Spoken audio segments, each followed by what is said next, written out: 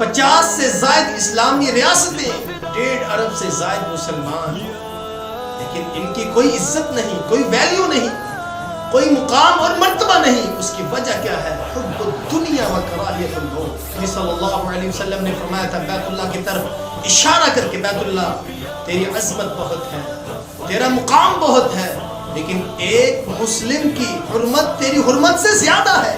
اللہ کی قسم، ایسے لوگ جو مسلمانوں کے خلاف ہیں، اسلام کے دشمن ہیں، لیکن وہ بھی فلسطینیوں کے اوپر جو ظلم ڈھائے گئے، جس طرح ان کو بے دردی کے ساتھ قتل کیا گیا، وہ خاموش نہیں رہے۔ اگر ٹویٹ کرنے سے حق ادا ہو جاتا ہے تو یہ حق بیلا الحدید نے بھی کر دیا، جو مسلمان نہیں، جو اسلام کی دشمن ہے۔ اگر دعا کے ساتھ معاملات حل ہوتے، نبی صلی اللہ علیہ وسلم بدر کے میدان میں کبھی نہ جاتے۔ آپ کے صحابہ کو شہید کیا گیا، آپ کے دندان مبارک شہید ہوئے، آپ کا چہرہ شہید ہوا، آپ کے چچا کو شہید کر دیا گیا، صحابہ کو شہید کیا گیا۔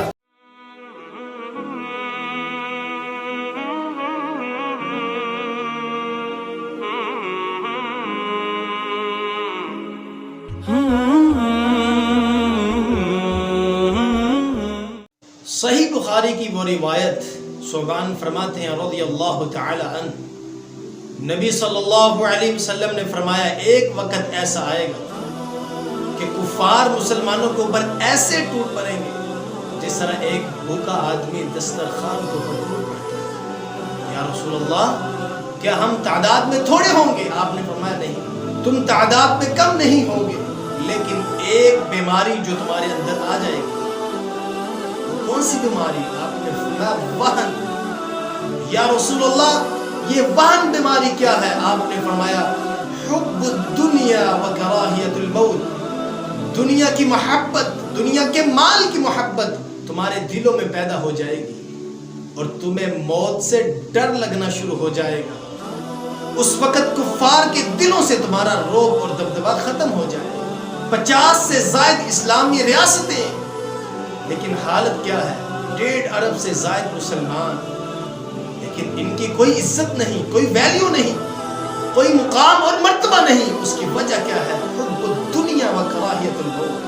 نبی صلی اللہ علیہ وسلم نے فرمایا تھا تمہیں دنیا کے مال کی حرص ہوگی، اللہ تعالیٰ کفار کے دلوں سے تمہارے رعب کو، دبدبے کو نکال دے گا۔ آج فلسطینیوں کے اوپر کس طرح ظلم و بربریت کے پہاڑ ڈھائے جا رہے ہیں، ہمیں کوئی فکر نہیں۔ ہم کہتے ہیں یہ ان کا پرسنل میٹر ہے، یہ ان کا اپنا مسئلہ ہے، اس کو حل کریں۔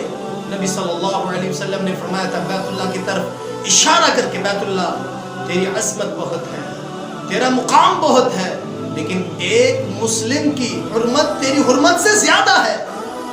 فلسطین میں، کشمیر میں، برما میں مسلمانوں کو گاجر اور مولی کی طرح کاٹا جا رہا ہے، لیکن ہمیں کوئی پرواہ نہیں۔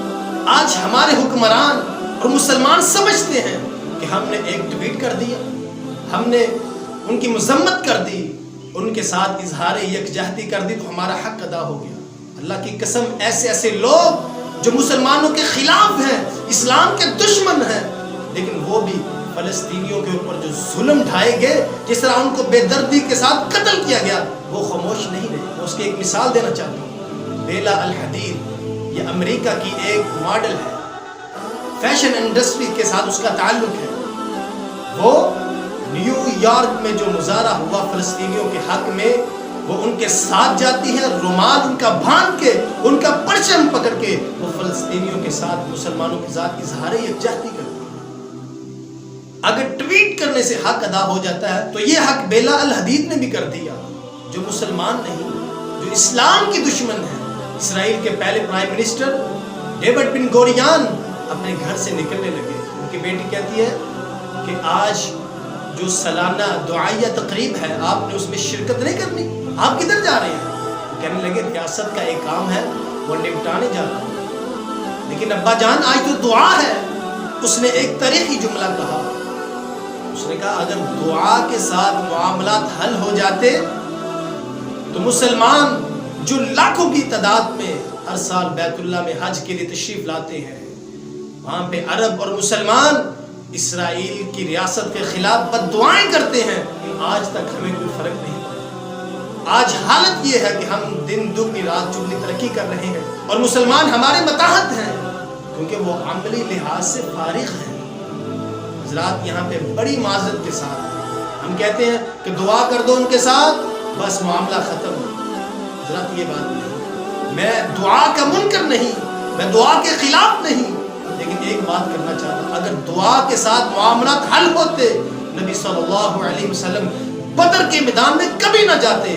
آپ کے صحابہ کو شہید کیا گیا، نبی صلی اللہ علیہ وسلم نے دعا بھی کی لیکن بدر کے میدان میں جا کے ان کے خلاف جہاد بھی کیا۔ اگر دعا کے ساتھ معاملات حل ہوتے نبی صلی اللہ علیہ وسلم احد کے میدان میں کبھی نہ جاتے۔ آپ کے دندان مبارک شہید ہوئے، آپ کا چہرہ شہید ہوا، آپ کے چچا کو شہید کر دیا گیا، صحابہ کو شہید کیا گیا، لیکن نبی صلی اللہ علیہ وسلم گئے تھے۔ آپ سے بڑھ کے مستجاب الدعوات کون ہو سکتا ہے؟ تو ہمیں یہ سبق ملتا ہے، جہاں پہ دعائیں کرنا یہ ضروری ہے وہیں پہ ان کے خلاف اعلان جنگ کیا جائے۔ قرآن میں اللہ فرماتے ہیں وَأَعِدُّوا لَهُم مَّا اسْتَطَعْتُم مِّن قُوَّةٍ وَمِن رِّبَاطِ الْخَيْلِ تُرْهِبُونَ بِهِ عَدُوَّ اللَّهِ وَعَدُوَّكُمْ وَآخَرِينَ مِن دُونِهِمْ لَا تَعْلَمُونَهُمْ اللَّهُ يَعْلَمُهُمْ۔ ان کافروں کے خلاف اپنے جنگی سامان کو، قوت کو مضبوط کرو تاکہ ان کے دلوں میں تمہاری دھاک بیٹھ جائے، تمہارا روب اور دبدبا بیٹھ جائے۔ اگر دعا کے ساتھ کام چلتا تو اللہ تعالیٰ یہ فرماتے تم ان کے خلاف دعا کرو، اپنے جو جنگی آلات ہیں ان کو تیار نہ رکھو، بس ان کے لیے دعا کر دو، یہ تمہارا حق ادا ہو جائے گا۔